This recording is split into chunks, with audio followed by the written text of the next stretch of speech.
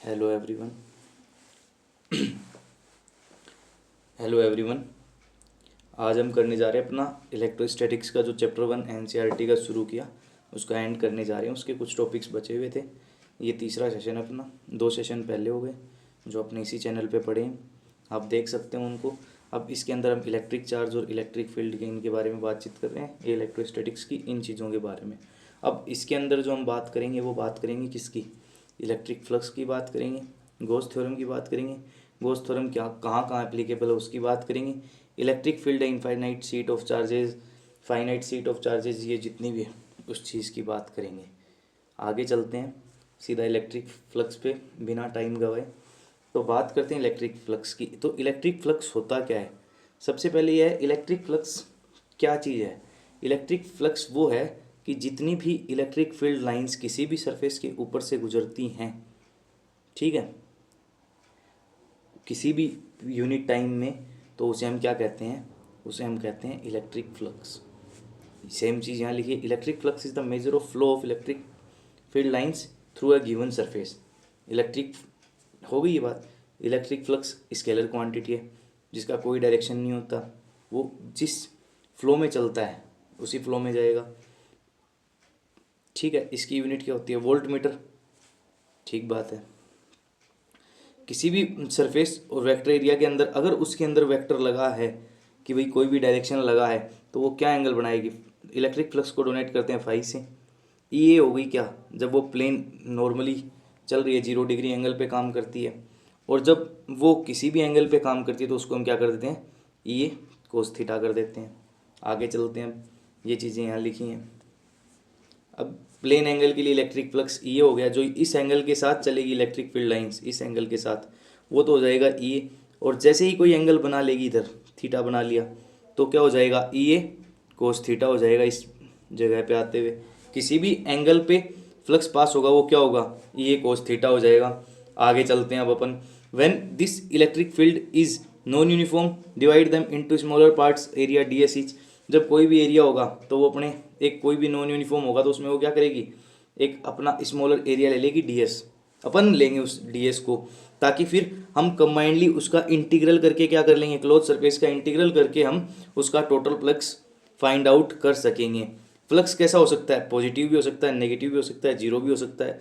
जब cos theta क्या होगा, कोई भी एंगल जनरेट होगा तो वो क्या होगा, पॉजिटिव होगा, और फ्लक्स भी पॉजिटिव होगा। जब 90 डिग्री से नीचे एंगल अगर थीटा होगा तो क्या होगा, कोस थीटा पॉजिटिव होगा और फ्लक्स क्या होगा, फ्लक्स भी पॉजिटिव होगा। और जब कोस थीटा नेगेटिव होगा तो फ्लक्स क्या होगा, नेगेटिव होगा। मतलब कि 90 से 180 डिग्री के बीच में जब होगा तो क्या हो जाएगा, फ्लक्स भी नेगेटिव और कोस की वैल्यू भी नेगेटिव। आगे चलते हैं हम प्रॉपर्टीज़ की बात करते हैं, properties of electric flux. Electric flux की क्या क्या प्रॉपर्टीज़ हैं वो देखते हैं। जैसे electric flux lines are the lines of force around a charge and they have following properties. उनकी अलग अलग प्रॉपर्टीज हैं जो कि यहाँ लिखी हुई हैं हमारे पास। Flux lines start with positive charge and terminate with negative charge. वो क्या करती हैं, पॉजिटिव चार्ज की तरफ से शुरू होती हैं और नेगेटिव चार्ज की तरफ जाके टर्मिनेट हो जाती हैं। The flux lines determine the electric field intensity. Electric field किस तरीके से आ रही है, उसकी क्या इंटेंसिटी है, उसको फाइंड आउट कौन करता है, फ्लक्स लाइन्स करते हैं। एक दूसरे के पैरेलल होती हैं। एंटर और एग्जिट है चार्ज सरफेस, किसी भी चार्ज सरफेस के अंदर घुसती हैं और निकल जाती हैं। जैसे हमने यहाँ देखा कि इलेक्ट्रिक ये कोई वो थी, जगह थी, ठीक है, इसके ऊपर क्या आई, ये आई electric field I. Electric field किस तरफ, पॉजिटिव साइड से घुसी और आगे की तरफ निकल गई। फिर कोई एंगल मिला, फिर वो उस तरफ से निकलने लगी, ऐसे निकलने लगी। तो वो क्या रहेंगी, हमेशा इलेक्ट्रिक फ्लक्स लाइंस क्या होंगी, पैरेलल होंगी एक दूसरे के। अब एप्लीकेशन इलेक्ट्रिक फ्लक्स कहाँ कहाँ काम में आता है अपने, electric flux application helps calculate the electric field for a given charge distribution. किसी भी चार्ज डिस्ट्रीब्यूशन के लिए काम में आता है, उसको कैलकुलेट करने के लिए भाई एक क्लोज सरफेस है उसके अंदर कितना वो क्या कर रहा है, इलेक्ट्रिक फील्ड है उस चार्ज डिस्ट्रीब्यूशन में, उस सरफेस के अंदर कितना अनक्लोज हो रखा है फ्लक्स, मतलब टोटल इंटेंसिटी जैसे बात कर रहे हैं अपन। The flux concept is used in electric motors. Electric motors में इंडक्टर्स, इंडक्टर्स क्या होती हैं, जो कोइल्स होती हैं वो। मैकेनिकल इलेक्ट्रिक जनरेटर्स, जनरेटर्स के अंदर किस चीज वे में, करंट और इलेक्ट्रिसिटी के वे में। Electric flux is used in photocopying machine. Photocopying machine सब ने देखी है भाई, कौन सी होती है, उनमें काम में आता है। Cleaning appliances, house hold air purifiers और ये बाकी सब। आगे बढ़ते हैं, बात करते हैं गॉस थ्योरम की। गॉस थ्योरम क्या होती है? गॉस थ्योरम क्या करती है? वो कहती है कि भाई किसी भी एक सरफेस के अंदर जो चार्ज अनक्लोज्ड होगा वो क्या होगा? 1/ε0 टाइम्स होगा किसके? टोटल चार्ज के। कोई भी टोटल चार्ज क्यू होगा, जो कुछ भी होगा उसके ये होगा, उसे हम गॉस थ्योरम कहते हैं। जैसे कि इस पहले पॉइंट में लिखा है total electric flux passing through a close surface is equal to 1/ε0 आएगा, ε0 आएगा इधर, times the total charge. Mathematically flux को क्या लिख देंगे? Q/ε0। The surface integral of electric field over a closed hypothetical surface is equal to the 1/e times the total charge enclosed. ठीक है, ये हो गया फाई, जैसे ये बताया phi equals to E.ds।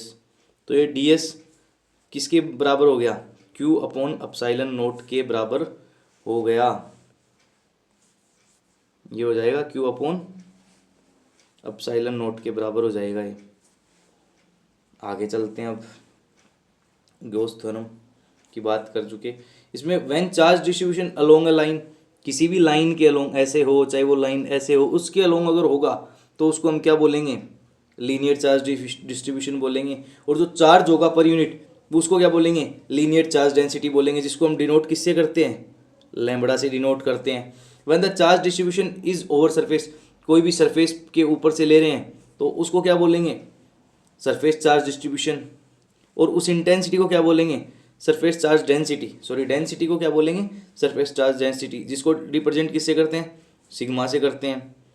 When charge distribution is over A volume, किसी भी वॉल्यूम मतलब कुछ भी क्वांटिटी के ऊपर चल रहा है तो उसको क्या बोलेंगे? Volume charge distribution. उसकी डेंसिटी को क्या बोलेंगे? रो बोल देंगे। आगे बढ़ते हैं अब अपन। एप्लीकेशन कहाँ कहाँ है गॉस थ्योरम की? सबसे मेन है इसमें अपना ये, जो कि अपना करते हैं अब, electric field due to an infinite line of charge. तो लाइन ऑफ चार्ज, जहाँ भी लाइन की बात करेंगे तो कौन सा है? लीनियर चार्ज डिस्ट्रीब्यूशन है।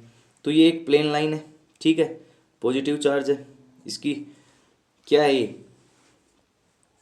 पॉजिटिव चार्ज है, ठीक है, L डिस्टेंस है इसकी, गॉसियन सरफेस है, इलेक्ट्रिक फील्ड पास हो रही है, ये इस डायरेक्शन में दे रखा है। तो अपन ने ये कर लिया कि भाई अपने पास एक सिलेंड्रिकल गॉसियन सरफेस है, एक लीनियर चार्ज डेंसिटी का ये लॉन्ग वायर है जिसके ऊपर लीनियर चार्ज डेंसिटी है लैम्बडा, ठीक है, लेंथ इसकी L है। अपन अब इसकी क्या करेंगे? अब पहले अपन इसकी इलेक्ट्रिक फील्ड निकालेंगे और आगे चलेंगे। तो इसको शुरू करते हैं इलेक्ट्रिक फील्ड निकालने के लिए। आगे बढ़ते हैं। तो जैसे हमें सबको पता है कि भाई क्लोज सरफेस की बात करते हैं तो E.ds ले लेंगे, ठीक है, 1/ε0 टाइम्स हो जाएगा किसके? चार्ज के।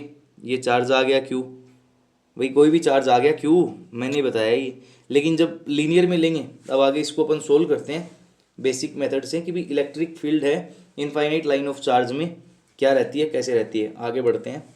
अब देखो, एक क्लोज सरफेस है, इसको लिया E.ds इक्वल्स टू 1/ε0। ये हो गया क्या? चार्ज हो गया, इधर जितना भी चार्ज आएगा एनक्लोज्ड उस सरफेस में। फिर लिखा E.ds is equals to 1/ε0 lambda L। Lambda क्या है? लीनियर चार्ज की डेंसिटी। L क्या है? डिस्टेंस है जितनी भी है। फिर लिया तो हमने क्या माना? हमने 3 एंगल मान लिए भाई, ऊपर जा रहा है नीचे जा रहा है एक तो। चलो देखते हैं। जैसे अब ये कंप्लीट सरफेस हो गई है close surface, E.ds is equals to, इसको डिस्ट्रीब्यूशन कैसे होगा अंदर चार्ज का? पहले हुआ E.ds एक सरफेस ली, ऐसे ही दूसरी ले ली, ठीक है, ऐसे ही तीसरी ले ली, ऐसे ही तीसरी ले ली। आगे चलते हैं। अभी देखो, जैसे हमने बात की पीछे, मैंने लिख लिया, अभी थोड़ा लिखने में दिक्कत आ रही है मेरे इसमें। जैसे अपन ने पीछे बात की ईडीएस तक, ईडीएस कहाँ से आया इसके बारे में बात की, क्लोज सरफेस है उसके लिए लिया, और फिर जो ये चार्ज एनक्लोज उसको लिया। भी चार्ज एनक्लोज होगा किसके, एप्सिलॉन नॉट टाइम्स होगा उसके, 1 अपॉन एप्सिलॉन नॉट टाइम्स होगा। तो टोटल सरफेस को हमने 3 हिस्सों में ले लिया, EDS first surface, EDS second, EDS third. ठीक है, अब क्या होगा, ईडीएस कोस थीटा हो जाएगा भाई, किसी भी सरफेस पे है तो उस पर एंगल बनेगा, एंगल बनेगा तो कोस एंगल लगेगा, कोस एंगल लगेगा तो पहली सरफेस आएगी परपेंडिकुलर आएगी तो उसको कोस 90 ले लिया, फिर कोस 0 डिग्री ले लिया, फिर तीसरी सरफेस को फिर कोस क्या ले लिया, ये दूसरी हो गई, ये तीसरी सरफेस के लिए कोस 90 ले लिया। आगे चलते चलते हम बात करते हैं, सबको पता है कि भाई कोस 90 की जो वैल्यू होती है वो क्या होती है, 0 होती है, और कोस 0 की वैल्यू क्या होती है, 1 होती है। तो हमने कोस 90 वाली वैल्यूज़ को, ये तीनों वैल्यूज़ को, दोनों वैल्यूज़ को रिमूव कर लिया और इसमें रख ली सेकंड वैल्यू, ईडीएस बराबर ये आ गया lambda L upon epsilon naught. अब ईडीएस जो सरफेस है वो क्या है, लीनियर सरफेस है, तो गॉसियन सरफेस है कौन सी, सिलेंड्रिकल बना है, तो उसमें कट सरफेस एरिया 2πr_l किसके साथ आ गया, इलेक्ट्रिक फील्ड के साथ आ गया, और जो लीनियर चार्ज डेंसिटी है वो lambda L upon epsilon naught आ गई। अब इन दोनों को अपन रीअरेंज कर देंगे तो E upon 1/2 epsilon naught r, और ऊपर क्या आ जाएगा, लैम्बडा आ जाएगा। यही अपना क्या होता है, ये क्या होता है, इलेक्ट्रिक फील्ड होती है किसकी, इनफाइनाइट लाइन ऑफ चार्ज की। ये हो गई अपने पास किसकी, इलेक्ट्रिक फील्ड हो गई किसकी, एक लॉन्ग वायर की हो गई। ठीक है, आगे बढ़ते हैं अब अपन, जहाँ इसमें क्या हुआ, हमने गॉसियन सरफेस ली, गॉसियन सरफेस लेने के बाद क्या किया, क्लोज सरफेस थी जिसका 3 सरफेस के अपने टुकड़े लिए, उसमें एंगल बने उस हिसाब से लिया। चार्ज डेंसिटी क्या ली, लैम्बडा एल ली, लैम्बडा एल लेने के बाद उसको क्या किया, चार्ज है उसको 1/E0 टाइम्स किया, और अपने पास जो इलेक्ट्रिक फील्ड लास्ट में आ गई वो आ गई ये।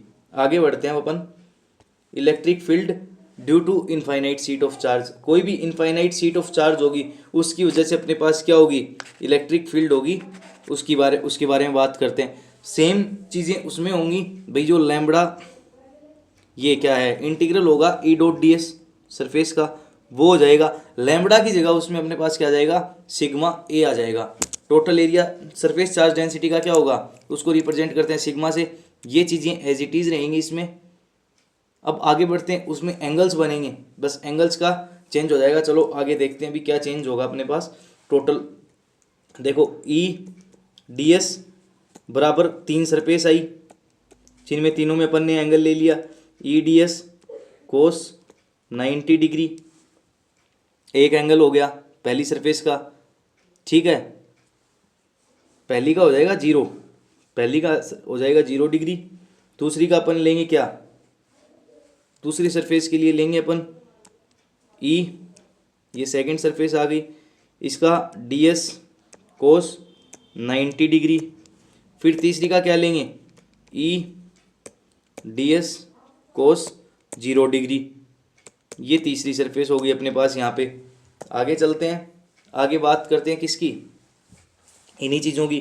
अब तीनों में अगर एंगल की बात करते हुए देखें तो इसमें क्या बच गई अपने पास, इसमें बच गई अपने पास 2 surface, first plus integral of third surface, इन दोनों का सम क्या आ गया, ये हो जाएगा sigma A upon epsilon naught हो जाएगा।